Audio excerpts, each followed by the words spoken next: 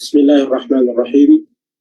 الحمد لله رب العالمين، والصلاة والسلام على رسول الله الأمين وعلى آله وصحبه أجمعين ومن سار على نهجهم واقتفى أثرهم إلى يوم الدين. أما بعد. Hadirin dan hadirat, ikhwan dan akhwat yang dimuliakan Allah Subhanahu wa taala. Pertama-tama kita memuji dan bersyukur pada Allah yang pada kesempatan kali ini masih memberikan taufik dan hidayahnya kepada kita untuk dapat melanjutkan kajian syarah kitab Usulul Iman, Usul Sunnah lil Imam Abu Bakar ibn Zubair al-Humaydi Syafi'i rahimahullahu ta'ala. Ikhwan dan akhwat yang dimuliakan Allah Subhanahu wa taala, pembahasan kita kali ini adalah pembahasan yang termasuk pembahasan yang ada khilaf di kalangan umat ini berkaitan dengan masalah ini, di mana seperti yang telah disampaikan pada pembahasan-pembahasan sebelumnya bahwa Al-Imamul Humaydi dalam kitabnya ini benar-benar fokus pembahasannya pada hal-hal yang di zamannya sudah mulai ada fenomena khilaf di dalam masalah-masalah yang beliau kemukakan. Namun beliau tetap mengatakan bahwa ini adalah usul dari Ahlus Sunnah wal Jamaah. Karena itu beliau menyebutkan beberapa di antara permasalahan yang masuk dalam kategori usul atau dipandang sebagai usul Ahlus Sunnah wal Jamaah, yang dengannya berbeda dengan apa yang dipahami dan diusung oleh ittijahat atau firqah-firqah yang lainnya. Pembahasan kita sebelumnya sudah membahas beberapa di antara usul tersebut. Di antaranya adalah tentang masalah al-qada wal qadar. Kemudian masalah sikap dan prinsip berkenaan dengan para sahabat Nabi sallallahu alaihi wasallam wa radhiya anis sahabat. Kemudian pembahasan yang berkenaan dengan masailul iman. Lalu pembahasan yang berkenaan dengan Al-Quran. Ya, tentu ini pembahasan tentang Al-Quran kalamullah, ini bahagian daripada sifat-sifat Allah. Juga pembahasan sebelumnya membahas tentang ru'yatullahi yaumal qiyamah. Ini juga termasuk di antara pembahasan yang ada khilaf di kalangan umat ini berkaitan dengan hal tersebut. Lalu di kesempatan ini kita membaca atau mengambil dan membahas satu paragraf atau lanjutan dari paragraf sebelumnya, yang di dalamnya Al-Imam Al-Humaydi membahas tentang prinsip Ahlus Sunnah wal Jamaah berkenaan dengan sifat-sifat dan nama-nama Allah Subhanahu wa taala, atau nama-nama dan sifat-sifat Allah Subhanahu wa taala. Kita baca paragraf ini. Beliau mengatakan, ini sebelumnya ada paragraf yang berkenaan tentang ru'yatullah. Kita mundur sedikit untuk melihat paragraf ini lebih lengkapnya. Beliau mengatakan al-iqraru bir-ru'yati ba'dal maut.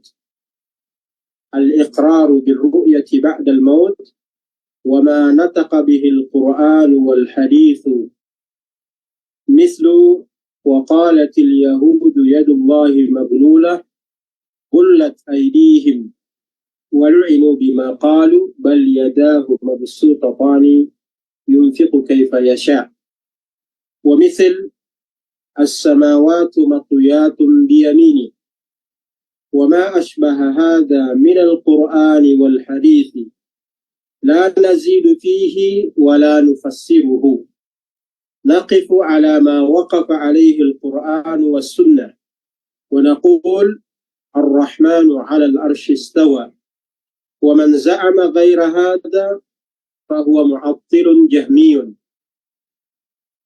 Ikhwan dan akhwat yang dimuliakan Allah Subhanahu wa taala, ini paragraf yang beliau sebutkan di sini, di mana ini tentu adalah kelanjutan dari pembahasan sebelumnya. Walaupun di sini spesifik membahas tentang bagaimana sikap dan prinsip Ahlus Sunnah wal Jamaah berkenaan dengan nama-nama dan sifat-sifat Allah Subhanahu wa taala. Beliau mengatakan al-iqraru bil-ru'yati ba'dal maut. Iqrar, meyakini dan menetapkan tentang ru'ya Allah Subhanahu wa taala setelah wafat, setelah manusia wafat. Ini kita sudah bahas pada pembahasan sebelumnya.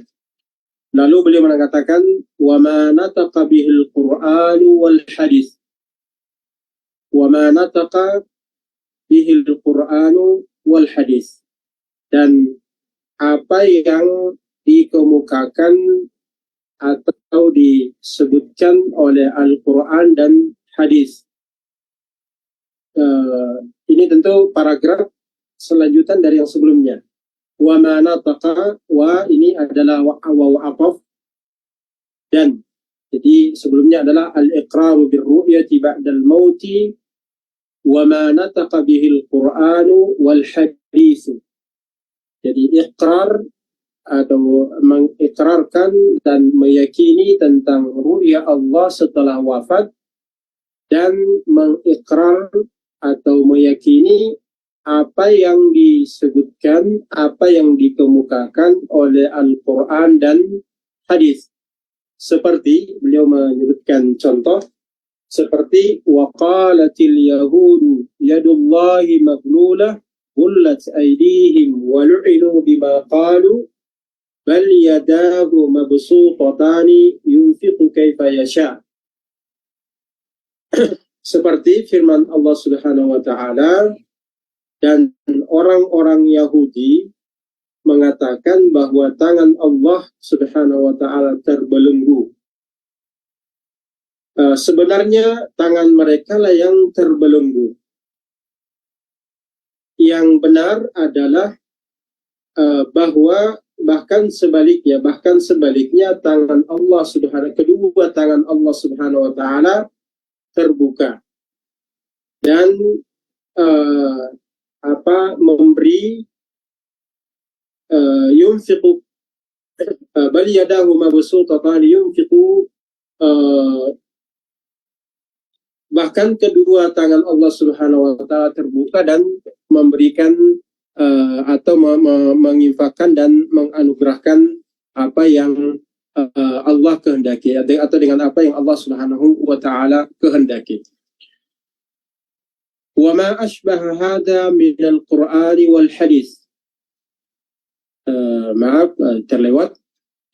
Wa ma nataqa bihi al-Qur'an wal hadis mithlu وقالت اليهود يد الله مغلولة غلت أيديهم ولعنوا بما قالوا بل يداه مبسوطتان ينفق كيف يشاء.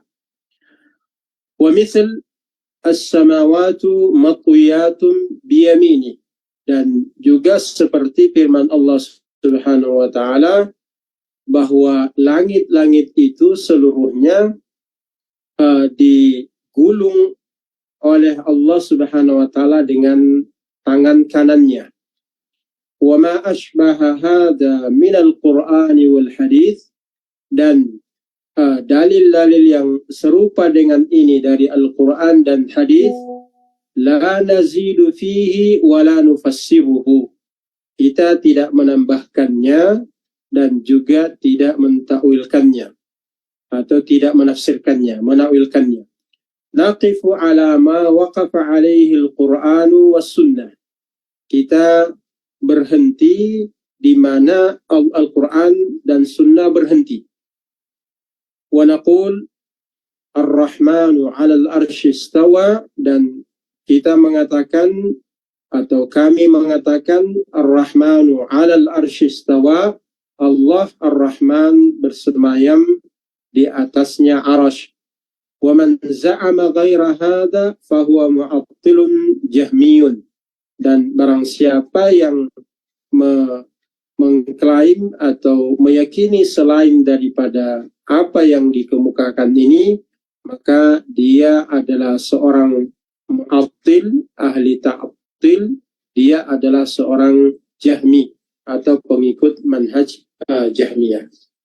Ikhwan dan akhwat yang dimuliakan Allah Subhanahu wa taala. Ini secara sederhana terjemahan dari paragraf ini, di mana Al-Imamul Humaidi rahimahullahu ta'ala di dalam paragraf ini memberikan satu penjelasan berkenaan dengan prinsip Ahlus Sunnah wal Jamaah terkait nama-nama dan sifat-sifat Allah Subhanahu wa ta'ala yang dikenal dengan istilah para ulama kita bahwa asma'ullahi wa sifatuhu tauqifiyah, bahwa nama-nama dan sifat-sifat Allah Subhanahu wa taala itu bersifat tauqifiyah. Tauqifiyah artinya kita berhenti, tawakuf, ya, tidak menetapkan dan tidak menolak kecuali berdasarkan dengan apa yang ada dalilnya. Jadi ini yang dimaksudkan di dalam pembahasan ini, bahwa pembahasan nama-nama Allah dan sifat-sifat Allah sifatnya tauqifiyah. Kita tidak menetapkan nama atau sifat Allah kecuali ada dalilnya. Begitu juga dengan menafikan nama-nama dan sifat-sifat Allah Subhanahu wa taala tidak dinafikan kecuali yang ada dalilnya, dalil penafiannya jelas, ya. Karena itu ikhwan dan akhwat yang dimuliakan Allah Subhanahu wa taala, menjadi prinsip dalam dalam kaitannya dengan nama-nama dan sifat-sifat Allah Subhanahu wa taala, bahwa nama Allah Subhanahu wa taala kita mendasarkannya pada dalil Al-Quran dan sunnah yang sahihah. Imam Al-Humaidi dengan gamblang di sini mengatakan bahwa kita tidak menambahkan nama-nama dan sifat-sifat Allah Subhanahu wa taala, dalam arti kata bahwa kalau tidak ada dalil yang menjelaskan bahwa nama ini adalah nama Allah, sifat ini adalah sifat Allah Subhanahu wa taala, kita tidak menambah apa yang ada di dalam Al-Quran dan di dalam sunnah Rasulullah Sallallahu Alaihi Wasallam. Bahkan beliau setelah mengatakan la nazidu fihi, beliau mengatakan kembali naqifu ala ma waqafa alaihi Al-Quran was sunnah. Kita berhenti pada apa yang padanya Al-Quran dan Sunnah berhenti. Jadi tidak melewati, tidak melampaui apa yang Allah dan Rasulnya jelaskan di dalam Al-Quran dan di dalam As-Sunnah. Karena itu ada tiga kaidah berkenaan dengan ini yang dikemukakan oleh Ahlus Sunnah wal Jamaah. Yang pertama, bahwa kita tidak memberikan nama dan menamai Allah Subhanahu wa taala kecuali dengan apa yang Allah Subhanahu wa taala namakan dirinya di dalam Al-Quran ataupun di dalam sunnah Rasulullah Sallallahu Alaihi Wasallam. Jadi ini benar-benar tauqifi, tidak memberikan nama dan menamai Allah Subhanahu wa taala kecuali dengan apa yang Allah namakan dirinya dan disebutkan di dalam Al-Quran dan di dalam sunnah Rasulullah Sallallahu Alaihi Wasallam. Yang kedua adalah kita menetapkan dan mensifati Allah Subhanahu wa taala dengan apa yang Allah Subhanahu wa taala sifatkan dirinya di dalam Al-Quran dan di dalam sunnah Rasulullah sallallahu alaihi wasallam, tanpa tahrif, tanpa menyelewengkannya dan tanpa ta'til, min ghairi tahrifin wala ta'til wa min ghairi tamthilin wala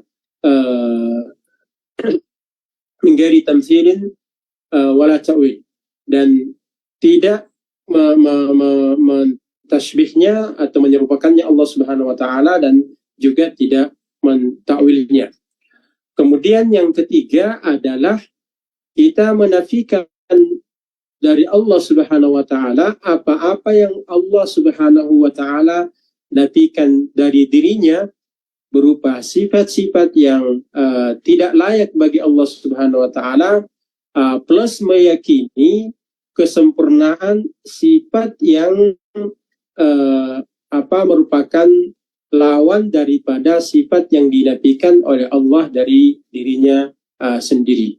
Jadi berkenaan dengan prinsip tauqifiyah dalam persoalan nama-nama dan sifat-sifat Allah Subhanahu wa taala, yang diantaranya di sini Al-Imam Al-Humaidi kemudian menjelaskan prinsip ini dengan ungkapan yang beliau katakan tadi, bahwa la nazidu fihi wa la nufassiruhu wa naqifu ala ma waqafa alaihi al-Quran was sunnah. Ini turunannya bahwa kita memberi nama dan atau menamai Allah Subhanahu wa taala hanya dengan apa yang Allah Subhanahu wa taala namakan dirinya melalui Al-Quran dan melalui sunnah Rasulullah Sallallahu Alaihi Wasallam. Kemudian dalam hal yang berkenaan dengan sifat-sifat Allah, kita tidak mensifati Allah kecuali dengan apa yang Allah sifatkan untuk dirinya. Dan kita tidak menambah hal-hal baru yang Allah tidak sebutkan di dalam Al-Quran dan di dalam sunnah Rasulullah Sallallahu Alaihi Wasallam. Karena itu Al-Imam Al-Humaidi menegaskan, la nazidu fihi wa la nufassiruhu wa naqifu ala ma waqafa alaihi al-Quran was sunnah. Ini adalah prinsip yang demikian gamblang dan begitu tegas ya Al-Imam Al-Humaidi di sini, sampai tidak merasa cukup dengan ungkapan la nazidu fihi, ya, tidak menambahkannya, dan tidak merasa cukup dengan ungkapan itu. Bahkan beliau mengulangi dengan ungkapan yang lain dan mengatakan wa naqifu ala ma waqafa alaihi al-Qur'anu was sunnah. Nah, ini prinsip. Turunan yang ketiga tadi, bahwa berdasarkan prinsip ini kita juga menafikan dari Allah Subhanahu wa taala, ya, menafikan sifat-sifat yang Allah nafikan dari dirinya, dengan plus meyakini kesempurnaan sifat-sifat sifat Allah Subhanahu wa taala yang berlawanan daripada sifat yang dinafikan. Sebagai contoh, misalkan berkaitan dengan poin yang ketiga ini, Allah Subhanahu wa taala menafikan dari dirinya an-naum wa as-sina, la ta'khudhuhu sinatun wa la naum. Allah Subhanahu wa taala tidak ngantuk ataupun tidur. Ini adalah dua sifat yang Allah nafikan dari dirinya. Kita menafikan sifat ini dari Allah, bahwa Allah tidak ngantuk dan juga tidak tidur. Plus kita yakini karena bahwa ketika Allah menafikan dari dirinya sifat ngantuk dan tidur tadi, kita yakini adalah kesempurnaan sifat al-qayyuminya Allah Subhanahu wa taala dan hayatnya Allah Subhanahu wa taala, bahwa Allah Subhanahu wa taala karena kesempurnaan hidupnya Allah Subhanahu wa taala, Allah tidak merasa ngantuk dan juga tidak merasa perlu untuk tidur. Nah, ini turunan dari kaidah ini. Kembali kepada kaidah yang yang diisyaratkan oleh Al-Imam Al-Humaidi di sini, bahwa berkenaan dengan nama-nama dan sifat-sifat Allah Subhanahu wa taala, Ahlus Sunnah wal Jamaah menetapkannya dan mengikrarkannya, bahwa semua apa yang Allah dan Rasulnya, atau semua apa yang dikemukakan oleh Allah di dalam Al-Quran dan di dalam hadis Nabi Sallallahu Alaihi Wasallam, maka itu harus diikrar, harus diimani dan diyakini. Dan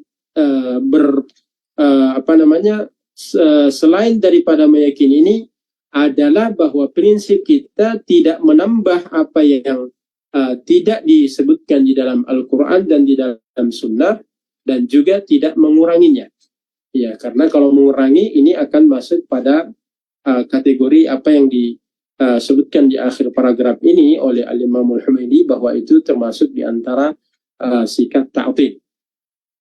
Ikhwan dan akhwat yang dimuliakan Allah Subhanahu wa taala. Jadi prinsip ini yang ditetapkan oleh Al-Imam Al-Humaidi di sini, bahwa nama-nama dan sifat-sifat Allah itu sifatnya tauqifiyah. Beliau mengatakan la nazidu fihi wa la nufassiruhu. Kita tidak menambah apa-apa yang Allah Subhanahu wa taala telah sebutkan di dalam Al-Qur'an dan disebutkan oleh Rasulullah sallallahu alaihi wasallam di dalam sunnahnya. La nazidu fihi.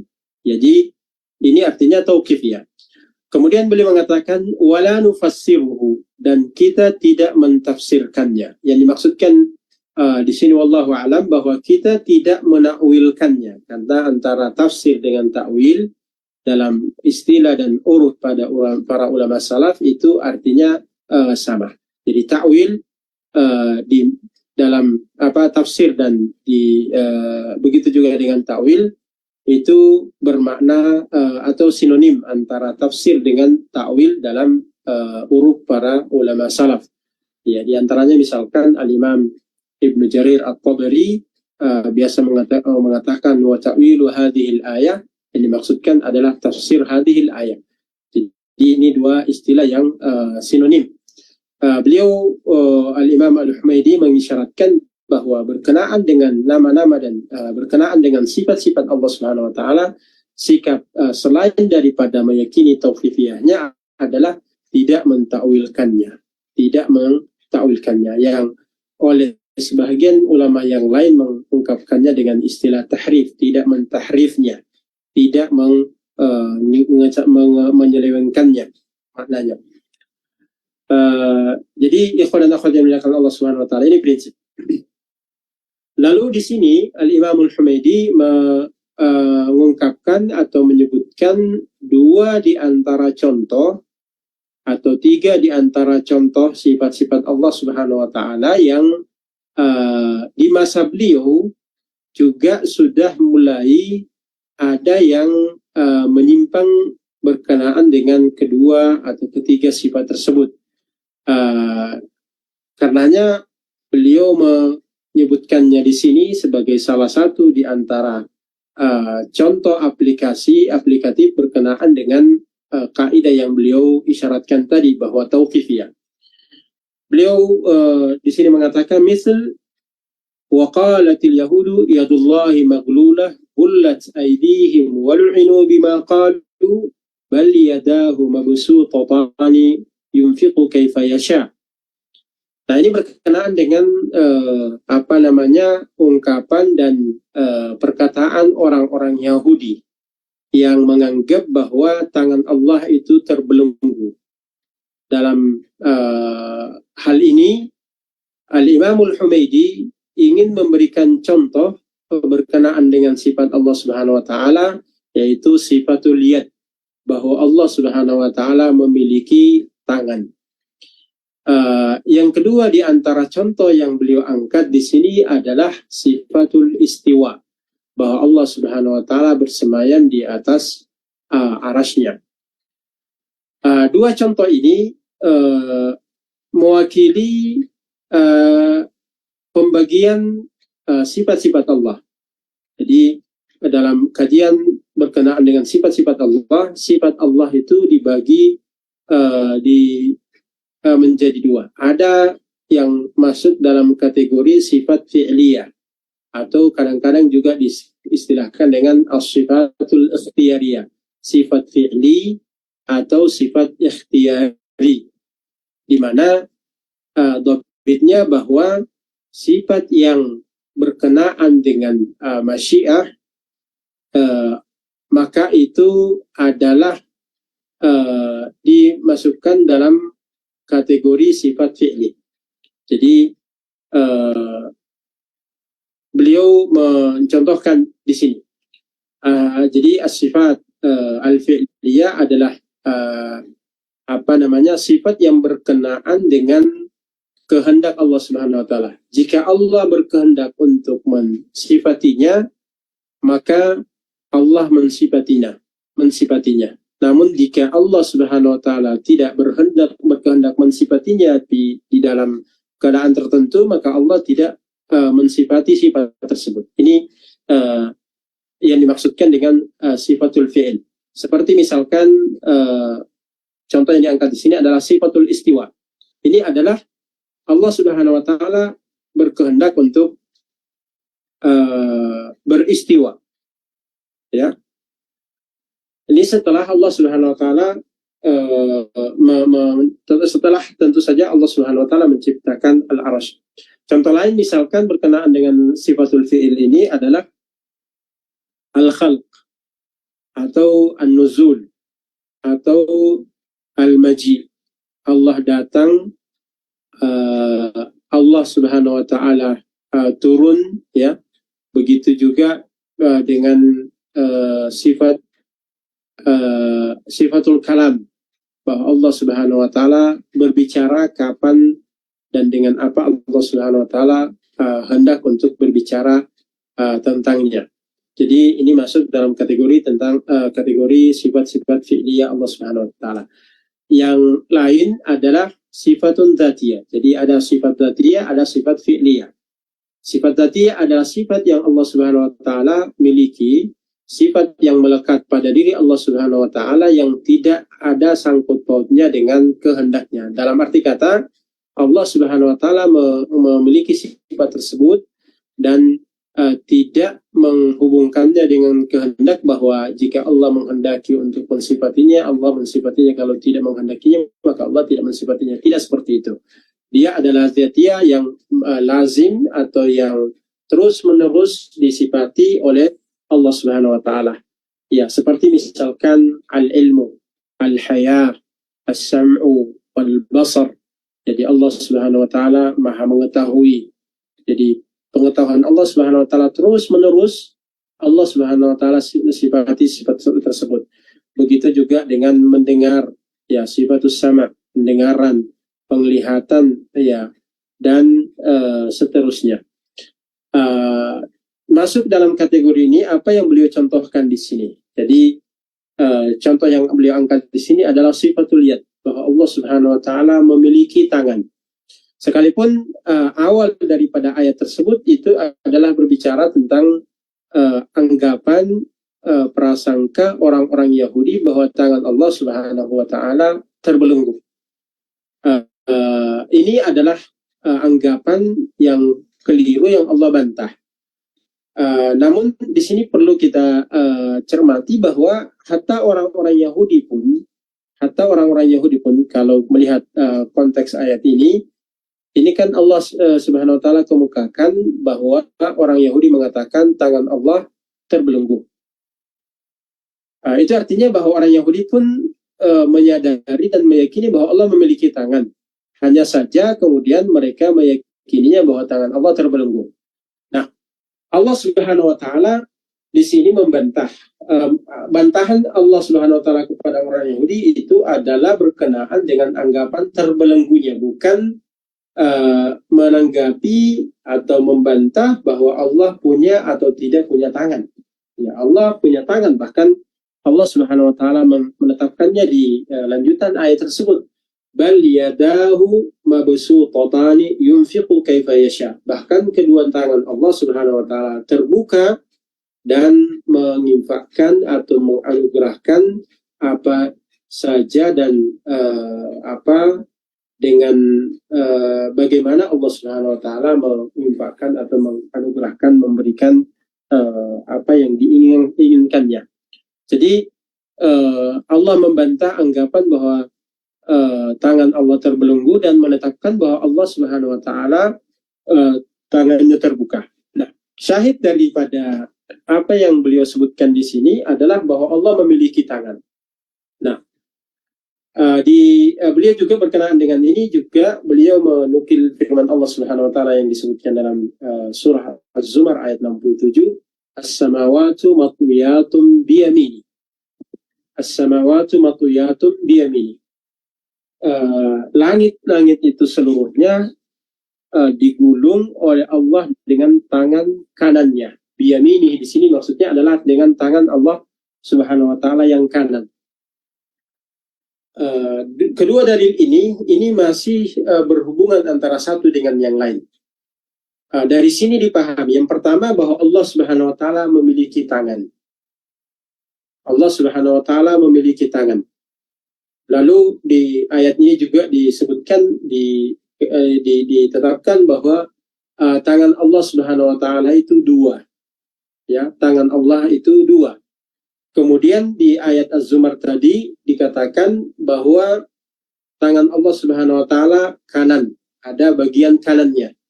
Nah, ini prinsipnya masih berhubungan atau masih dalam satu prinsip bahwa Allah memiliki tangan.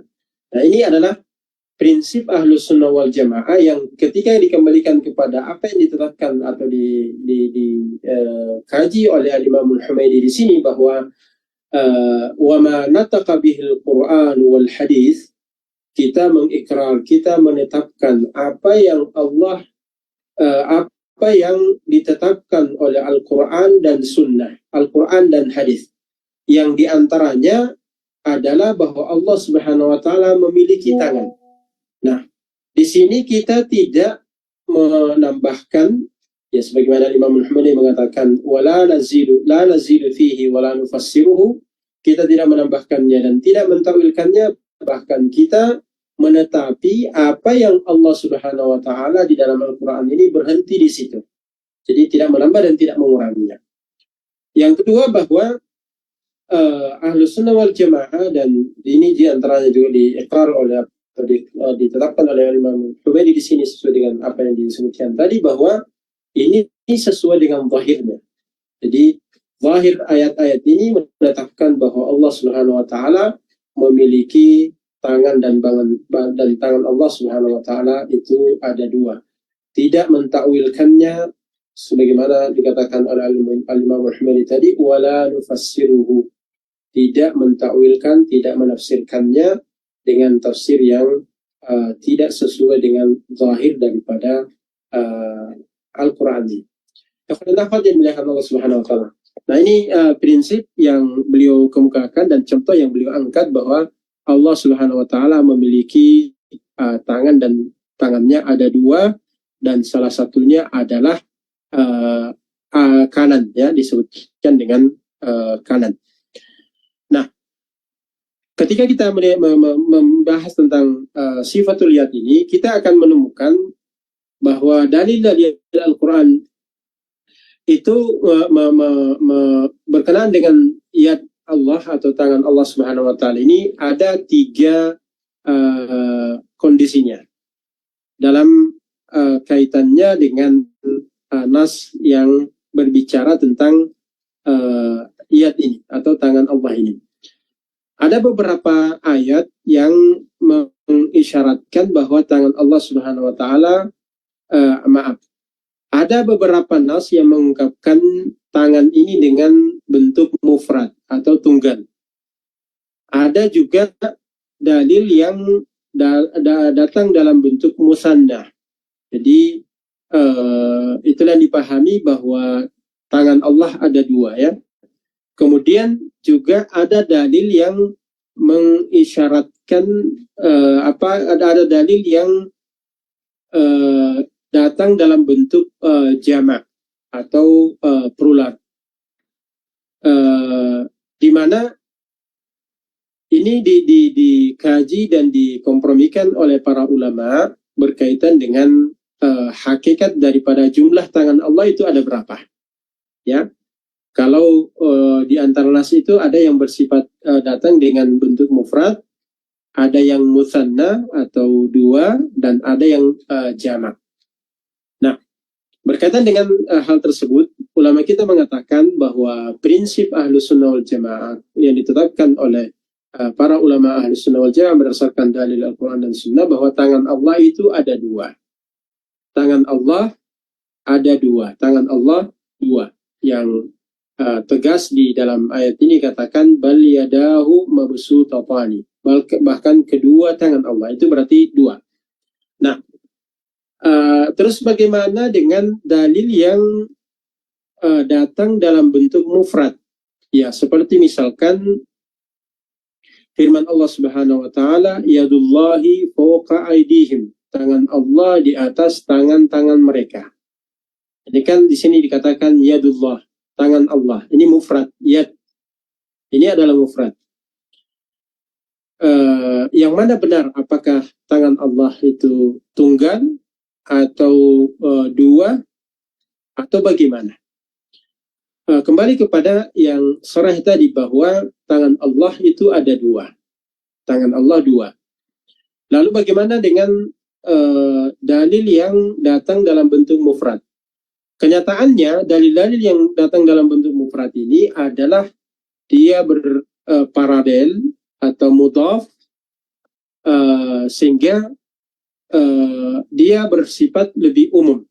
Ya, kaidahnya bahwa kalau mufrad itu kemudian mudhaf, ya, maka ini bisa maknanya lebih umum, ya, tufidul umum atau fata'ummu, ya, mufradun mudhafun ya'um.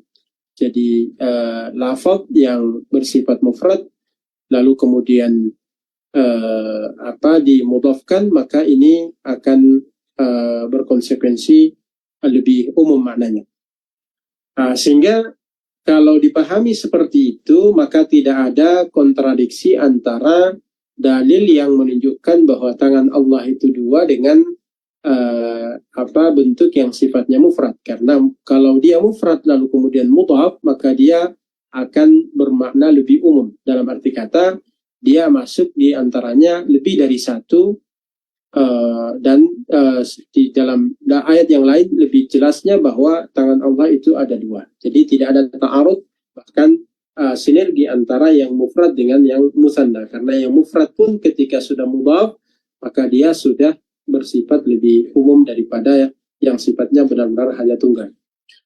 Kemudian yang berikutnya bahwa dalil-dalil yang menunjukkan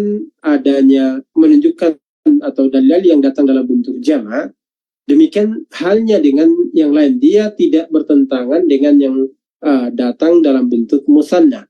Karena bentuk jamak yang ada di antaranya para ulama kita mengatakan bahwa ada dua bentuk kompromi di dalam hal ini.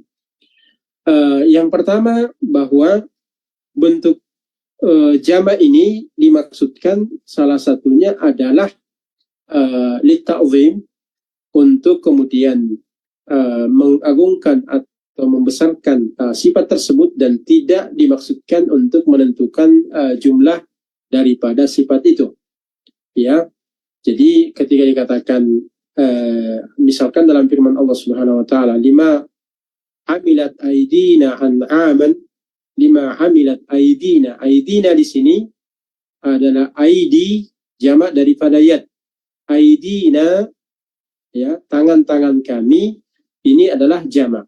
Nah, di sini bentuk jamak di sini, sebagian di antara ulama mengatakan kembali kepada bahwa minimal jamak itu minimalnya adalah dua. Ini salah satu di antara pandangan para ahli bahasa, jumlah minimal untuk dikategorikan sesuatu itu jamak adalah, sebagian di antara ahli bahasa mengatakan itu minimal dua. Sehingga kalau dikatakan bahwa aidina di sini adalah dua, maka ini paralel atau sinergi dengan dalil yang mengatakan tangan Allah itu dua. Karena tidak ada ta'arud di antara yang bentuk jamak, karena toh jamak yang di sini adalah jamak minimal, yaitu dua. Ini menurut sebagian di antara para ahli bahasa. Walaupun sebagian ahli bahasa yang lain mengatakan bahwa jamak minimal, jumlah yang dikategorikan jamak itu minimalnya adalah tiga. Namun tidak bisa dipungkiri bahwa para ahli bahasa, bahkan di antara fuqaha pun mengatakan bahwa minimal jamak itu adalah dua. Seperti misalkan ketika orang salat, misalkan dua orang saja, satu imam dan satu makmum, itu kan hanya dua orang, tapi tetap dikategorikan sebagai salat berjamaah. Ya belum lagi dengan yang lainnya. Ala kulli hal ini diantara bentuk kompromi yang dilakukan oleh para ulama bahwa dalil yang datang dalam bentuk jamak berkenaan dengan tangan ini dikompromikan bahwa jamak yang di situ adalah jamak yang minimalnya yang menurut sebagian di antara ahli bahasa adalah jumlahnya dua. Kemudian yang kedua bentuk komprominya bahwa dalil yang datang dalam bentuk jama'i tidak dimaksudkan untuk jumlahnya, tetapi ini semata-mata dimaksudkan untuk mengagungkan sifat tersebut atau mengagungkan Allah Subhanahu wa taala melalui sifat yang ada di dalam dalil tersebut. Ya, kadang-kadang Allah Subhanahu wa taala menggunakan bentuk jamak, dalil jamak, padahal Allah hanya sendirian. Ya, seperti misalkan wa nahnu aqrabu ilaihi min hablil warid. Wa nahnu aqrabu ilaihi, nahnu ini adalah jamak, kami. Tetapi yang dimaksudkan di situ bukan Allah itu jamak, tetapi dia adalah ayat itu berbicara tentang pengagungan Allah terhadap dirinya. Yang lain bahwa penggunaan bentuk jamak di sini adalah mimbab al-munasabah. Jadi karena di sini misalkan dalam ayat tadi dikatakan lima amilat aidina an'aman, aidina ini mudhaf kepada jamak, nahnu, na aidina ini adalah jamak. Karena itu mudhafnya pun untuk menyesuaikan dengan yang mudhaf ilaihi, Allah Subhanahu wa taala menggunakan lafaz jamak, bukan dimaksudkan bahwa tangan Allah itu banyak. Ini dia di antara bentuk kompromi yang dilakukan oleh para ulama berkenaan dengan bentuk-bentuk lafaz yang ada dalam kaitannya dengan sifatul yad ini. Jadi sifatul yad datang dalam bentuk mufrad, juga dalam bentuk musanna dan dalam bentuk jamak. Namun yang pasti bahwa tangan Allah itu dua, lalu kemudian ulama mengkompromikannya dengan dalil yang datang dalam bentuk mufrad, di mana Allah Subhanahu wa taala menyebutkannya itu dalam bentuk mufrad tetapi dia mudhaf, sehingga ketika sudah dimudhafkan tidak lagi bermakna tunggal, namun dia lebih umum daripada itu, bisa musanna, dan inilah yang sejalan dengan dalil yang menunjukkan bahwa tangan Allah itu ada dua. Kemudian jamak, dalil yang datang dalam bentuk jamak itu juga dikompromikan dengan cara mengatakan bahwa ID sekalipun bentuk jamak, tetapi jamak yang di sini adalah jamak minimal. Ini sesuai dengan pendapat sebagian di antara ahli bahasa yang mengatakan bahwa standar minimal untuk jamak adalah dua. Atau dikatakan bahwa dalil yang dalam bentuk jamak ini